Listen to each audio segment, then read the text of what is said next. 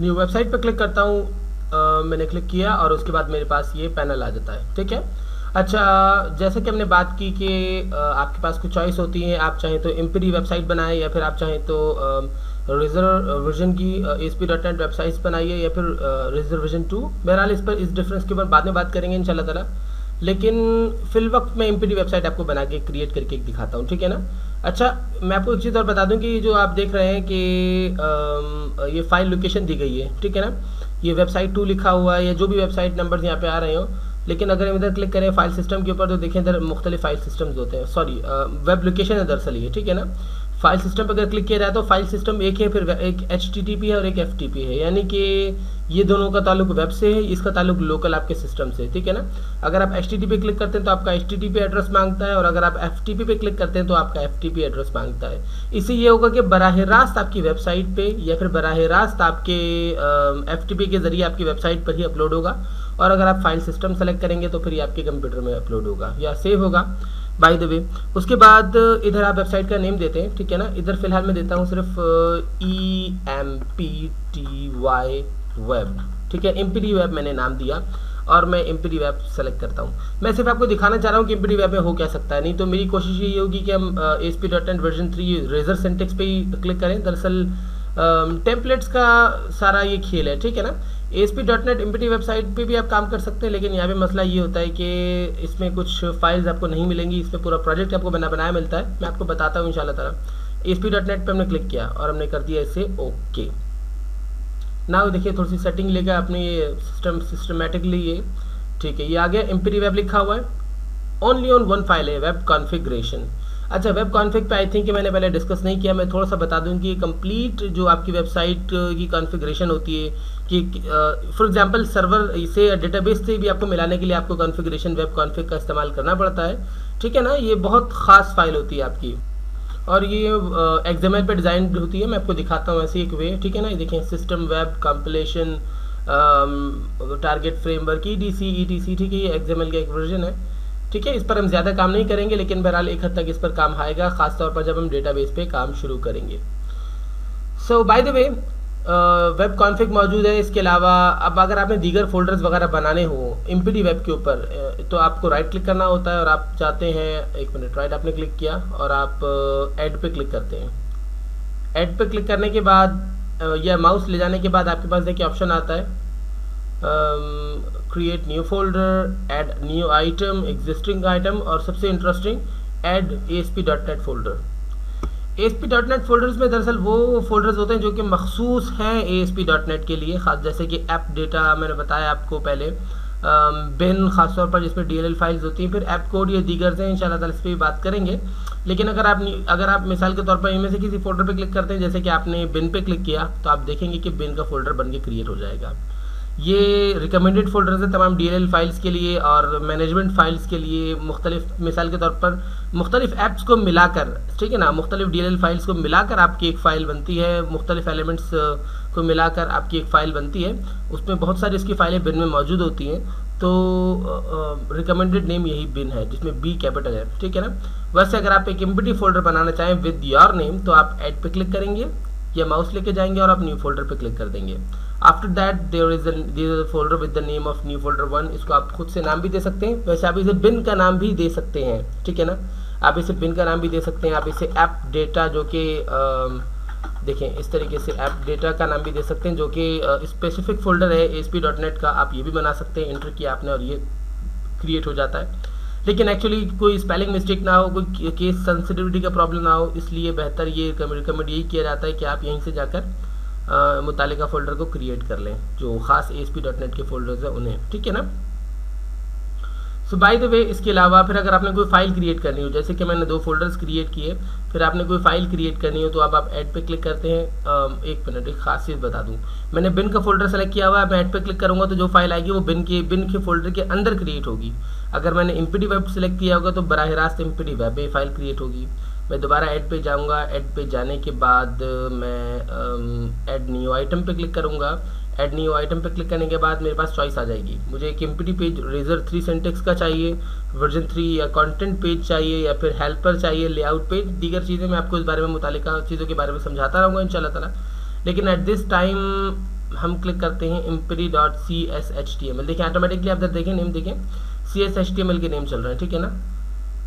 CAP web page, Razor 3, CSHTML layout page, helper, empty page. आपने empty page पे click किया और उसके बाद आपने वैसे आप इधर जावास्क्रिप्ट फाइल, HTML फाइल और स्टाइल शीट भी क्रिएट कर सकते हैं।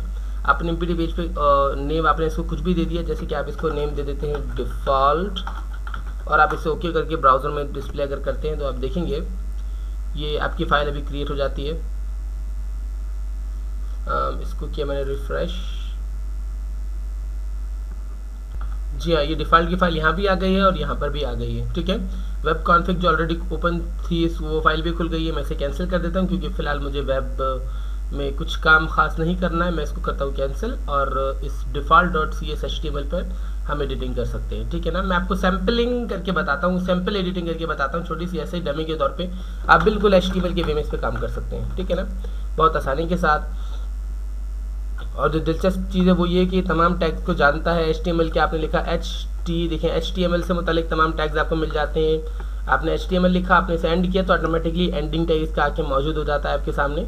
उसके अलावा कुछ और दिलचस्प चीज़ें, जैसे कि आपको कंटिन्यूसली वार्निंग दे रहा होता है, वार्निंग्स और मशवरे आपको दे रहा होता है। जैसे कि आपको कह रहा है कि HTML5 का माइक्रो डेटा इस्तेमाल करें। उसके अलावा ये कहता है कि पेज डिस्क्रिप्शन मेटा टैग को इस्तेमाल करते हुए पेज डिस्क्रिप्शन भी इस्तेमाल करेंगे, SEO के हवाले से अच्छी बात है। इसके बाद कह रहे हैं कि मजीद आपको वार्निंग्स दे रहा है, ये वार्निंग साइन है, ठीक है ना, ये मैसेज साइन है। फिर आपको कहता है कि element HTML must include element body at least one time, यानी कि HTML के एलिमेंट के अंदर एक दफ़ा ज़रूर बॉडी का टैग होना चाहिए, अब तक नहीं है, इसलिए आपको ये वार्निंग दे रहा है। अब आप नीचे जाते हैं और आप नीचे जाके अगर हेड का टैग क्रिएट कर लेते हैं, सो अब ये कह रहे थे कि हेड के अभी इसने आपको एक और एरर दे दिया। ये बहुत अच्छी चीज़ है इसके अंदर, ऑटोमेटिकली भी आपने बस लिखा और आपको एरर मिल गया, या वार्निंग मिल गई कि हेड एलिमेंट के अंदर लाजमन एक दफ़ा कम से कम टाइटल का टैग ज़रूर होना चाहिए, जो कि बिल्कुल सही बोल रही है। अब आप इसके अंदर टाइटल का टैग इंसर्ट कर देंगे तो देखिए ये एरर ख़त्म हो जाएगा। फिर आप नीचे जाते हैं और आप इंटर करते हैं और आप बॉडी का टैग लगाते हैं तो देखिए ये एरर भी ख़त्म हो जाता है और सिर्फ एक वार्निंग रह गई कि मेटा टैग बोलता है इस्तेमाल करें, जो कि SEO के हवाले से बेहतरीन है। उसके अलावा ये आपसे कहता है कि HTML5 का माइक्रो डेटा इस्तेमाल करें। एक्चुअली माइक्रो डेटा या स्कीमा भी कहलाता है, ये एक अलग कोर्स है बहरहाल। उसके अलावा सिंपली आपको ये कह रहा है कि HTML5 के टैग्स इस्तेमाल करें ताकि वेबसाइट एक सिमेंटिक स्टाइल में बन जाए। बहरहाल हम कॉमन वे में काम करेंगे इस वेबसाइट के ऊपर। इसके अलावा इस तरीके से आप इसमें जनरली काम कर सकते हैं, ठीक है ना। और अगर मज़ीद आप बात करते हैं रेजर सिंटैक्स के हवाले से, तो फिर हम कहीं भी रेजर सिंटैक्स अगर हमें लगाना हो तो हम इंटर करके, जैसे कि मैं टॉप पे लगाता हूँ @ लगाते हैं और उसके बाद आप कर्ली ब्रेसेस इंसर्ट करके इसके अंदर आपने जो भी रेजर सिंटैक्स आपने ड्रॉ करना होता है, इंसर्ट करना होता है, वो आप आसानी लिख लेते हैं। इसके ऊपर भी इंशाल्लाह ताला आगे जाके बात होगी क्योंकि हमें इसकी नीड होगी इंशाल्लाह ताला। बहरहाल हम चूँकि एमपीडी वेब पेज में काम नहीं करेंगे, इसकी कुछ वजूहत हैं। एक तो कॉन्फ़िग पेज जो कॉन्फ़िगरेशन का जो पेज है देखिए ऑटोमेटिकली इंक्रीज़ हो गया, ठीक है ना। ये असेंबलीज वगैरह ये पहले नहीं थी, अभी भी आई हैं, ठीक है ना। सो इस पर एक तो एडिशन करनी पड़ती है, दूसरा इस पर ख़ास एडिशंस करने पड़ते हैं बहुत सारी चीज़ों में। मिसाल के तौर पर जब आप डेटाबेस को कनेक्ट करेंगे तो भी आपको कनेक्शन वेब कॉन्फ़िग में काम करना पड़ेगा, ठीक है ना। सो उससे बेहतर ये है कि आप एक बनाई थीम को उठा लें, उसमें से फिर आप अपनी मर्जी के पेजेस डिलीट करके या सारे पेज डिलीट करके नए सिरे से पेज बना सकते हैं। लेकिन एटलीस्ट बिन का फोल्डर, ठीक है ना, देखिए अभी देखें हमने बिन का फोल्डर बिल्कुल खाली था लेकिन इसमें कुछ एलिमेंट्स आ गए, ठीक है ना। लेकिन ये भी कम है, कुछ खास एलिमेंट्स हमें चाहिए होते हैं मजीद, जैसे कि वेब मैट्रिक्स वगैरह इंशाल्लाह ताला बात करेंगे इस हवाले से भी। सो बिन के फोल्डर में जो एलिमेंट्स है ऑटोमेटिकली आ गए। हमने रेजर का इस्तेमाल किया, ये आ गए हमारे पास। हमने रेजर देखे, रेजर के हवाले से आ गए। हमने डिप्लॉय किया अपने वेब पेज को, ठीक है ना, तो ये डिप्लॉय का भी सिस्टम ऑटोमेटिकली हमारी बिन में रिकॉर्ड हो गया, सेव हो गया, ठीक है ना। सो उसके बावजूद मैं ये कोशिश करूँगा कि मैं न्यू वेबसाइट पर जाऊँ और उसके बाद हम रेजर ASP.NET वेबसाइट रेजर 3 पे क्लिक करेंगे और ऑब्वियसली फाइल सिस्टम ही लोकेशन रहने देंगे। और उसके बाद वेबसाइट का नाम जो हम रखेंगे वो होगा ऑनलाइन उस्ताद, ठीक है ना, ऑनलाइन उस्ताद। और मैं अब कर दूंगा ओके पे क्लिक, ठीक है, ये मैंने किया ओके पे क्लिक। अच्छा, फिर भाई आप ध्यान में रखिए कि मैंने ASP.NET वेबसाइट रेजर 3 पे क्लिक किया है, यानी कि एमपीडी वेबसाइट पे क्लिक नहीं किया है। ओके पे क्लिक कर देने के बाद अब आपके सामने एक वेबसाइट आ जाती है, जैसे कि हमने पहले देखा। ये देखिए प्रोजेक्ट क्रिएट हो रहा है ऑनलाइन उस्ताद के नाम से। ये हमारे सामने प्रोजेक्ट आ जाता है ऑनलाइन उस्ताद का, ठीक है ना, जो मैंने अभी क्रिएट किया उसके अंदर फिर आपको वही फोल्डर्स मिलते हैं, अकाउंट्स का, ऐप डेटा, बिन और ETC। अच्छा, अब ख़ास चीज़ जो हम करेंगे वो ये कि ऐप स्टार्ट या साइट लेआउट को फिलहाल हम तकरीबन तमाम फोल्डर्स को डिलीट कर देंगे इंशाल्लाह ताला। फिर बाद में देखेंगे, ऐप स्टार्ट भी बाद में पढ़ा जाएगा, लेकिन फिलहाल ज़रूरत नहीं। ऐप स्टार्ट की एक खास एलिमेंट है वैसे ऐप स्टार्ट, मैं आपको बता दूं, लेकिन इसके हवाले से हम बाद में बात करेंगे। साइट लेआउट भी ख़ास चीज़ है, लेकिन इसके हवाले से भी हम बाद में बात करेंगे। फिल वक्त हम तमाम इन एलिमेंट्स को डिलीट कर देते हैं सिंपली, ठीक है। मैंने जो जैसे कि मैंने इनको सेलेक्ट किया, कंट्रोल दबाते हुए मैंने डिलीट का बटन दबा दिया। ये मुझसे पूछ रहा है कि ये जो सेलेक्टेड आइटम्स हैं ये परमानेंटली डिलीट हो जाए, तो मैं कहता हूँ ओके, ये तमाम एलिमेंट्स मैंने डिलीट कर दिए। फेविकॉन भी डिलीट कर देता हूँ, मुझे इसकी भी ज़रूरत नहीं है फ़िलहाल, ठीक है ना। अच्छा, पैकेजेस को मैं डिलीट नहीं करने वाला हूँ और वेब कॉन्फ़िग को मैं डिलीट कर ही नहीं सकता, क्योंकि हमारा सारा काम डिस्टर्ब हो जाएगा। एट दिस टाइम हमें स्क्रिप्ट्स की भी ज़रूरत नहीं है, तो मैं स्क्रिप्ट्स को भी डिलीट कर दूँगा। और कंटेंट को मैं इस पर थीम्स ख़त्म कर देता हूँ, मुझे थीम्स की ज़रूरत नहीं है, ठीक है ना। साइट की जगह मैं इसका नाम जनरल नाम करता हूँ, ठीक है ना। अपने हिसाब से हम वेबसाइट को थोड़ा सा एडजस्ट कर रहे हैं ना, ये लिखा हो ना site.css, इसको मैं ज़रा कैंसिल करता हूँ, ये इसको मैं डिलीट कर देता हूँ। चलें, मैं कंटेंट के फोल्डर को डिलीट कर देता हूँ, गया। अकाउंट के हवाले से फिर मैं आपको बता दूं, जो यूज़र की लॉगिन इन्फॉर्मेशन होती है, या आप एडमिन पैनल्स बनाते हैं या फिर यूज़र पैनल्स बनाते हैं, जिसमें आप यूज़र के दरअसल अकाउंट्स वगैरह सेव करते हैं ना, ईमेल, पासवर्ड वगैरह। सो उस तरह के पेजेस के लिए जिसमें आप यूज़र से मतलब रजिस्ट्रेशन का पेज आपने बना दिया या लॉगिन का पेज बना दिया, उसके लिए आप अकाउंट इस्तेमाल करते हैं, मैं इसे भी फ़िलहाल डिलीट कर देता हूँ। ऐप डेटा हमारे लिए ज़रूरी है, ठीक है, लेकिन ऐप डेटा के अंदर जो स्टार्टर साइट रखा हुआ है SDF इसका वर्जन है, ठीक है ना, यानी स्टार्टर साइट .sdf, ये एक्सटेंशन है इसकी, सॉरी, ये ओल्ड टाइप है, अब MDF चलता है। और वैसे मैं आपको बता दूं, मोबाइल साइट्स के लिए, छोटी साइट्स के लिए SDF को इस्तेमाल किया जाता है, और MDF को बड़ी साइट्स के लिए, बड़ी वेबसाइट्स के लिए इस्तेमाल किया जाता है। लेकिन Microsoft visual studio Aahista Aahista इसके ऊपर से जो है अपनी कमांड ख़त्म कर रहा है, और अब SDF को आप इसमें एडिट नहीं कर सकते। इसके लिए आपको SQL सर्वर के बाकायदा तौर पर मैनेजमेंट टूल्स चाहिए होते हैं, लेकिन हम इस पर काम ही नहीं करेंगे, हम MDF पे काम करेंगे। तो मैं इसे भी डिलीट कर देता हूँ और मैंने किया ओके, ठीक है ना। अब ये भी खाली है मेरे पास, ठीक है ना। सो बुनियादी तौर पर मेरे पास ये एलिमेंट्स हैं, ठीक है, जनरल एलिमेंट्स है मेरे पास, ये देखें। अच्छा, इसके अंदर अगर वेब कॉन्फ़िग में आप देखेंगे तो आपके पास देखें कनेक्शन सेटिंग लिखा हुआ है, इसके अंदर वही स्टार्टर साइट .sdf लिखा हुआ, यानी कि डेटाबेस का लिंक इसमें किया हुआ था। इंशाल्लाह ताला कनेक्शन स्ट्रिंग्स के हवाले से या स्टार्टर साइट के हवाले से बाद में बात करेंगे। फिलहाल मैं इसको ऐसे ही रहने दूंगा, इसको मैं डिलीट नहीं करूंगा, ताकि नेक्स्ट जब हम इस पर काम करें तो मैं आपको समझा सकूं। लेकिन अब इसका कोई पर्पज़ रहा नहीं है। मैंने इसको कैंसिल किया और सबसे पहले मैंने राइट क्लिक किया, और मैंने इसके बाद ऑब्वियसली एज यू नो इस पर मैंने क्लिक करते हुए मैंने राइट क्लिक किया और ऐड पे क्लिक किया, और मैंने एक फ़ाइल क्रिएट करनी होगी। मैं क्लिक करता हूँ ऐड न्यू आइटम के ऊपर। ऐड न्यू आइटम पे क्लिक करने के बाद मैं एम्प्टी पेज रेजर वर्जन 3 पे क्लिक कर देता हूँ। एम्प्टी पेज, अब यहाँ पे एम्प्टी पेज से कोई ऐसा बड़ा फ़र्क नहीं पड़ने वाला, ठीक है ना। तो मैं एम्प्टी पेज पे क्लिक करता हूँ और मैं इधर नाम दे देता हूँ, ठीक है ना, क्योंकि हमारी पूरी वेबसाइट में जो एलिमेंट्स हमें चाहिए तो हमने हासिल कर लिए। बाकी पेज को तो ऑब्वियसली हम अपने हिसाब से बनाएंगे, तो एम्प्टी सही है हमारे पास। मैं इधर नाम देता हूँ इसका फॉर एग्जाम्पल default.cshtml, और मैं ऐड पे क्लिक कर देता हूँ। इन दिस वे मेरे पास देखें default.cshtml का पेज आ जाता है, जिस पर मैं मज़ीद काम कर सकता हूँ। सबसे पहले आपको जो खाली ये रेजर सिंटेक्स नज़र आ रहा है, इसको हम ऑब्वियसली रिमूव कर देंगे और जनरल स्टाइल में लेके चलेंगे, ठीक है ना। जैसे कि मैंने गुज़िश्ता क्लास में आपसे बात थोड़ी सी की थी इस हवाले से। HTML का मैंने टैग ड्रॉ किया, बिल्कुल HTML के वे में चलेंगे। उसके बाद इंशाल्लाह ताला रेजर सिंटेक्स को इंसर्ट करेंगे। ये मैं नीचे जाता हूँ और मैं यहाँ पर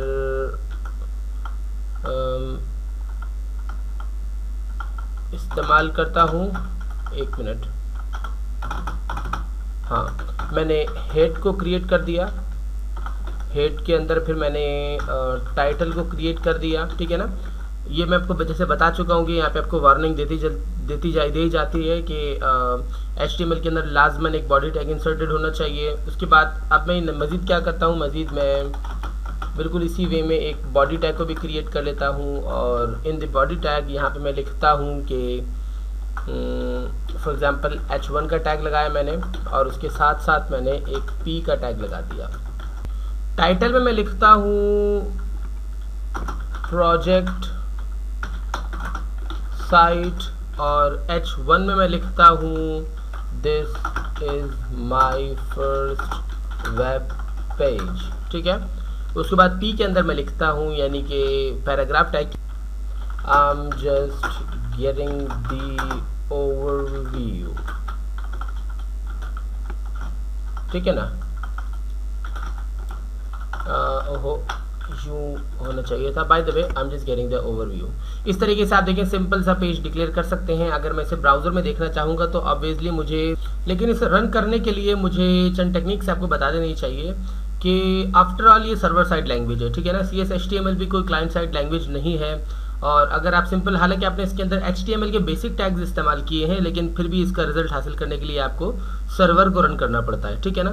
सर्वर दरअसल क्या होता है, वो लैंग्वेज जो कि सर्वर साइड लैंग्वेजेस होती हैं उनको कन्वर्ट कर देता है कॉमन लैंग्वेजेस के अंदर, यानी कि HTML और CSS के अंदर, और उसको गिवन कर देता है आपके ब्राउज़र को, क्योंकि ब्राउज़र सिर्फ HTML और CSS या जावास्क्रिप्ट और jQuery वगैरह समझ सकता है। ये सिंपली आप यूँ कह लें कि ब्राउज़र आपका क्लाइंट साइड लैंग्वेजेस को समझ सकता है, चाहे वो आपका ब्राउज़र हो या आपके क्लाइंट्स का ब्राउज़र हो या यूज़र्स का ब्राउज़र हो, वो सिर्फ क्लाइंट साइड लैंग्वेज को समझ सकता है। तो सर्वर, दरअसल सर्वर जो है वो आप वेबसाइट पे या अपने वेब सर्वर आपका एक होता है, दरअसल उस पर आप अपनी वेबसाइट को इंस्टॉल करते हैं, लेकिन अपने कंप्यूटर में भी आप लोकल सर्वर एक चला सकते हैं, ठीक है ना। हम चूँकि विजुअल स्टूडियो पे काम कर रहे हैं जो कि माइक्रोसॉफ्ट का वर्जन है, तो हमें जो सर्वर चलाना होगा वो होगा IIS। ये माइक्रोसॉफ्ट का ही एक सर्वर है, इसके ज़रिए हम अपनी साइट को रन करेंगे। फॉर एग्जांपल अगर मैं इधर क्लिक करता हूँ गूगल क्रोम पे, गूगल क्रोम यूँ लिखा हुआ आ रहा है इधर, ये दरअसल प्ले का बटन आपको अंदाजा हो रहा होगा कि इससे गूगल क्रोम पे फाइल चल जाएगी, या इस फाइल को गूगल क्रोम पे भेज दिया जाएगा। आप इसका कोई लिंक चूँकि अब तक मैंने आपको एड्रेस के बारे में तो समझाया ही नहीं है, तो आप जाहिर सी बात है फिर तो आप उस तरीके से पहुँच ही नहीं सकते कि आपने डायरेक्टली गूगल क्रोम वगैरह खोला और आपने इसका एड्रेस इंसर्ट कर दिया। आपको क्लिक करना पड़ेगा यहाँ पर, या फिर कोई और ब्राउज़र आप चूज़ कर सकते हैं। आपने इस पर क्लिक किया और गूगल क्रोम, इंटरनेट एक्सप्लोरर या ओपेरा या जो भी ब्राउज़र आपके पास इंस्टॉल होंगे, फायरफॉक्स या EDC, आप उस पर क्लिक करके इस फाइल को ब्राउज़र में व्यू कर सकते हैं, ठीक है ना। चूँकि हमारे पास गूगल क्रोम है और डिफ़ॉल्ट जो ब्राउज़र है वो गूगल क्रोम है, इसलिए गूगल क्रोम हाइट पे आ रहा है, इन मेन गूगल क्रोम है वो। बाय द वे इसको दरअसल डिबगिंग कहा जाता है, यानी इस पर क्लिक करके जो आप गूगल क्रोम पे जाएंगे ये मेथड डिबगिंग होगा, ठीक है। अभी देखिए दरअसल वैलिडेटिंग वेबसाइट, बिल्डिंग डायरेक्टरी, ये आउटपुट आपको जो नज़र आ रही है ये दरअसल वेबसाइट पे आपकी काम चल रहा था, ठीक है ना। अभी देखिए ये आपको इसने भिजवा दिया पेज के, ये आप देख सकते हैं। देखिए ऊपर लिखा हुआ है आपका this is my first page, I am just getting the overview. यहाँ तक तो आप HTML भी कर सकते थे, लेकिन अब इधर नोट करेंगे तो लिखा हुआ है लोकल होस्ट, उसके बाद सेमीकोलन लगा हुआ है, फिर एक रैंडम नंबर लिखा हुआ है, यानी कि कोई भी नंबर जो भी आपकी साइट को अलॉट होता है वो नंबर बहरहाल कंटिन्यूसली आता है, फिर स्लैश लगा के आपकी उस फाइल का नाम default.cshtml। अगर आप नोट करें तो ये स्टाइल कुछ ऐसा है जैसे कि नॉर्मली आपके कंप्यूटर्स में नहीं होता है, ठीक है ना। नॉर्मली अगर हम कोई लोकल फाइल्स को रन करते हैं तो उसका पूरा एड्रेस आता है, ठीक है ना, जैसे कि C, फिर स्लैश, फिर फाइल, उसके बाद EDC, मुकम्मल एड्रेस आता है, जबकि इसमें मुकम्मल एड्रेस नहीं है। हालांकि ये फाइल डिफ़ॉल्ट की फाइल जो है हमारी C ड्राइव के अंदर सेव है, लेकिन लोकल होस्ट का एड्रेस आ रहा है। दरअसल आपके कंप्यूटर को उसने सर्वर में कन्वर्ट कर दिया है, जब तक ये हमारे विजुअल स्टूडियो ने IIS को रन करके, और IIS ने इसको सर्वर में कन्वर्ट कर दिया आपके कंप्यूटर को, ठीक है ना। और अब जो आप ये चला रहे हैं फाइल, ये ब्राउज़र को ऐसा फील होता है कि इसे किसी सर्वर से मिल रही है, ठीक है ना, क्योंकि ब्राउज़र को बहरहाल सर्वर से मिल रही है, और वो सर्वर वेब नहीं बल्कि लोकल सर्वर हमारे कंप्यूटर में इंस्टॉल्ड है। अच्छा अभी देखिए आप इसको जितनी दफ़ा वेबसाइट रिफ्रेश करेंगे तो ये वेबसाइट आपको डिस्प्ले देती है, ठीक है ना। रिफ्रेश करें, ये प्रोजेक्ट साइट का हमारा टाइटल है। लेकिन साथ साथ एक जो खास चीज़ मैं आपको बताता चलूँ वो ये कि जैसे ही आपने वेबसाइट के इस पर क्लिक किया था ना, ये डिबगिंग के ऑप्शन पे अभी कंटिन्यू लिखा हुआ है क्योंकि डिबगिंग चल रही है। वैसे डिबगिंग कैंसिल करने के लिए आप स्टॉप पे क्लिक कर सकते हैं, स्टॉप डिबगिंग, ठीक है ना। बाय द वे डिबगिंग बंद करने से हमारी वेबसाइट बंद नहीं होगी अब, लेकिन अगर हम सर्वर को स्टॉप कर देंगे तो वेबसाइट हमारी बंद हो जाएगी। अभी देखिए रिफ्रेश कर रहे हैं तो हमें नया डेटा मिलता है, लेकिन जब अब आपके पास एक सर्वर ऑटोमेटिकली रन हो जाता है। अगर मैं आपको दिखाऊँ ये टास्क बार के अंदर देखें ये ऑप्शन आ रहा है IIS एक्सप्रेस का, ये सर्वर का साइन है हमारा। इस पर मैं करता हूँ राइट क्लिक और आप देखेंगे एक मेन्यू आ जाएगी, ऑनलाइन उस्ताद 3 लिखा हुआ है, उसमें साथ साथ लिखा हुआ है कि लोकल, देखिए HTTP की रिक्वेस्ट जा रही है जो कि टोटली सर्वर कहलाती है, ठीक है ना, या वेब कहलाती है, मतलब कि इंटरनेट की दुनिया कहलाती है। Bye the way local host फिर सेमीकोलन, फिर वो रैंडम नंबर, मतलब आपको मुकम्मल बता रहा है कि इस वक्त ये वेबसाइट चल रही है रनिंग में। अगर आप स्टॉप साइट पर क्लिक कर देते हैं मिसाल के तौर पर, देखिए मैंने स्टॉप साइट पर क्लिक किया और ये IIS पे राइट क्लिक करके मैंने स्टॉप साइट पर क्लिक किया और देखिए अब इसके बाद अब अगर मैं इसको रिफ्रेश करूँगा तो यहाँ पे ये ख़त्म हो गया, सर्वर हमारा बंद हो गया। देखिए यहाँ भी हमें बता दिया गया सर्वर हमारा बंद हो गया। देखिए आउटपुट चेंज हो गई हमारी, ऑटोमेटिकली मुझे यहाँ पर लेकर आ गए ये। अब मैं क्लिक करता हूँ दोबारा अपने सर्वर में, अपने वेब पेज ब्राउज़र में, वेब ब्राउज़र में, और मैं रिफ्रेश पे क्लिक करूँगा तो आप देखेंगे अब की दफ़ा क्या रिजल्ट आएगा मेरे पास। अब की दफ़ा आएगा कि this web page is not available, because जाहिर सी बात है अजीब से एड्रेस है और ये कंप्यूटर आपका रीड नहीं कर सकता। ये सर्वर रीड करके सर्वर भेज रहा था आपको ये लैंग्वेज, ठीक है ना। एक दफ़ा फिर मैं सर्वर पे भेजता हूँ। सर्वर पे भेजने के लिए मुझे वही गूगल क्रोम के सहारा लेना पड़ता है, यानी कि एक्चुअली डिबगिंग का सहारा लेना पड़ता है। देखिए डिबगिंग चल रही है और ये दोबारा देखें मुझे सर्वर में भिजवा दिया गया। अब देखें दोबारा से एक नया खुला है टैब, मैं इसी को रिफ्रेश कर लेता हूँ और मैं सर्वर में पहुँच जाता हूँ। देखिए रैंडम नंबर अब सेम रहेगा 52129, लेकिन हर दफ़ा अलग अलग नंबर असाइन अलाउड होता है, ठीक है ना। हर वेबसाइट को अलग नंबर अलाउड होता है। देखें यहाँ तक आपको पहुँचा दिया, ठीक है ना। अब इंशाल्लाह ताला फिर मज़ीद काम करेंगे नेक्स्ट क्लास में। कुछ और चीज़ें आपको दिखानी है, व्यू सोर्स वगैरह के हवाले से बात करनी थी। इंशाल्लाह ताला फिर नेक्स्ट क्लासेस में देखा जाएगा। फिलहाल अच्छा मैं एक खास बात बता दूं कि नेक्स्ट क्लास में मैं आपको फ़ौरन बाद जो क्लास देने वाला हूं उसके अंदर मैं ASP.NET पे काम करने के लिए जिन जिन एक्सटेंशंस का हम इस्तेमाल करने वाले हैं उन एक्सटेंशंस के बारे में मालूमात दूंगा इंशाल्लाह ताला। क्योंकि जैसे अभी आपने CS HTML के बारे में जाना, तो इस तरीके से बहुत सारी और दीगर एक्सटेंशंस हैं जिन पे हमें बात करना बहुत ज़रूरी है। तो नेक्स्ट क्लास में इंशाल्लाह ताला सिर्फ प्रेजेंटेशन पे बात होगी। मुझे इजाज़त दीजिए इस लेसन में बस यहीं तक। अल्लाह हाफिज़।